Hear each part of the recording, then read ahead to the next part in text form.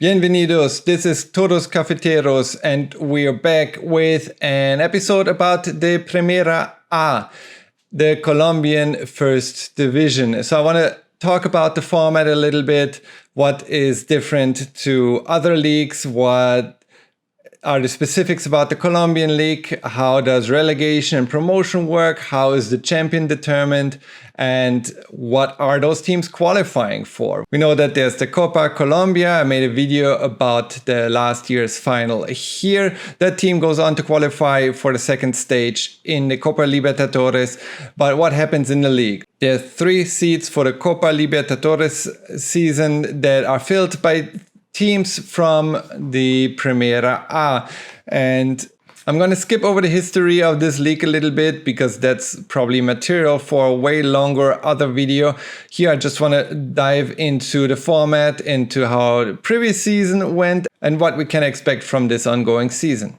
So the Primera A is also referred to as Liga BetPlay Dimayor. That's just due to their sponsorship and it changes every decade or so. But overall, there are 20 teams in the first Colombian division in Primera A. Those 20 teams play 2 seasons a year. There's the Apertura and Clausura, or Finalización, if you will. And for each of those seasons, in Europe, you would probably call them half series, but here it's a full season within half a year. Each of those seasons has a champion. Each of those champions qualifies for next year's Copa Libertadores. So we have 20 teams in Primera A. Those 20 teams go through 3 stages.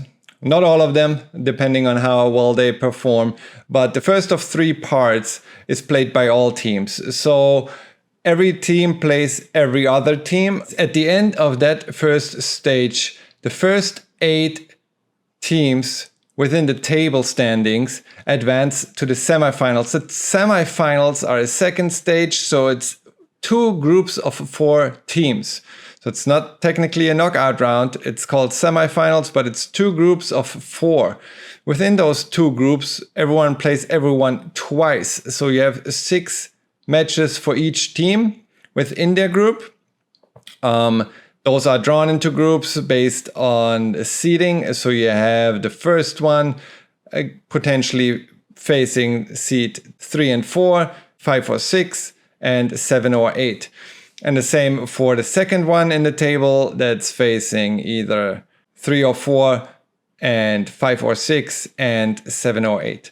You have a home game and an away game in the second stage. The 2 champions of those 4 team groups then will play in the final. The final is also played over 2 legs, away game and home game. Last season, for example, you had Medellin and Junior face off in the final. Junior won on aggregates in penalties and secured their title to the 2023 Clausura season, qualifying for next year's or this year's Copa Libertadores and are set for the group stage there. I made a video about the format of the Copa Libertadores tournament. You can find that here.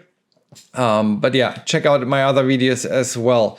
So how does relegation work? Relegation doesn't happen at the end of each season. It happens at the end of each year, but also not based on solely that year's performance, but there's a 3-year aggregate.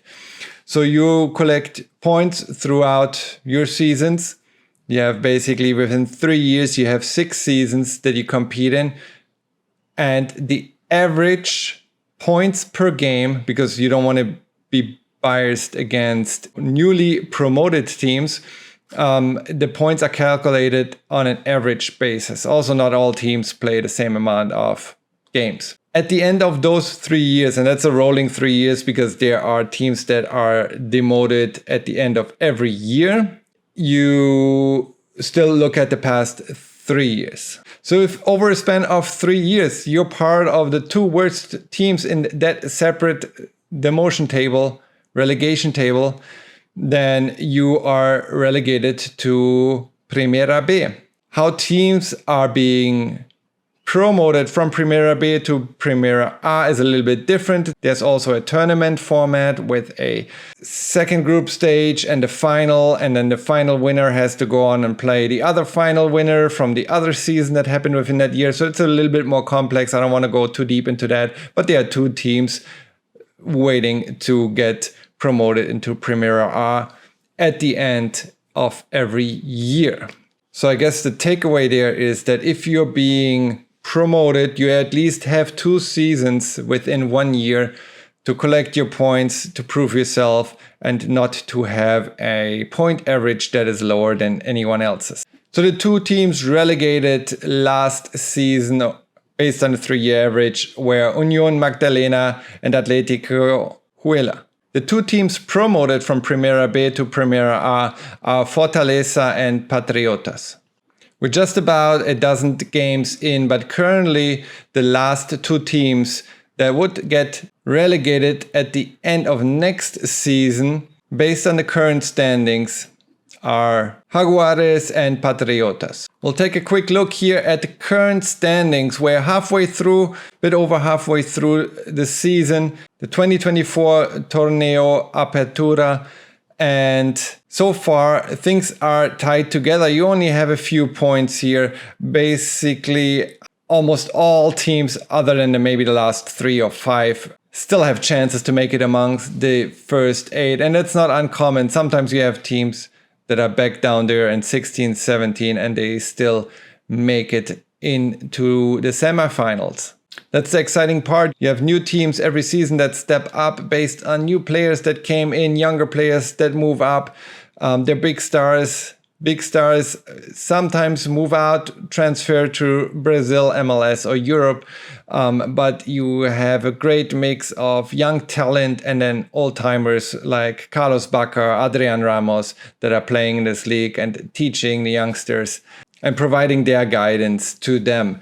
So we'll see where this season takes us. I'll try to follow up again before we get to the final this season and kind of have a commentary for how the season goes for the final itself. Until then, let me know in the comment section what kind of content you're interested in most. Is it the Colombian League? Is it the national team? Is it something else? I'd appreciate if you subscribe to the channel and stay tuned for more content. This was Todos Cafeteros. Until next time, thank you for watching.